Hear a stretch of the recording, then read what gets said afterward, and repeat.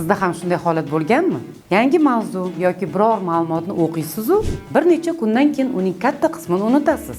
Ko'pincha xotiram sust ekan deb o'ylaysiz. Aslida sizning xotirangiz sust emas.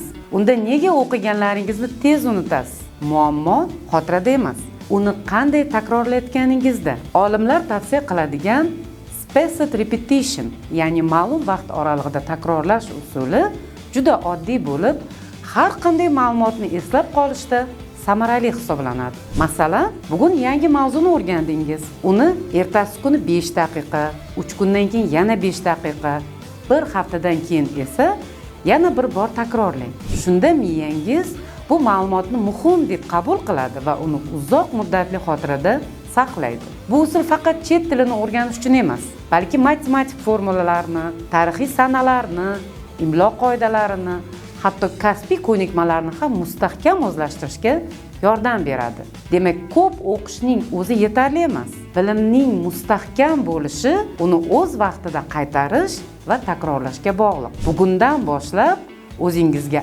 atigi 5 daqiqa ajrating. Natijani esa ko'p kutmaysiz. Zero Abu Rayhon Beruniy aytganidek, bilim qaytarish va takrorlash mevasidir.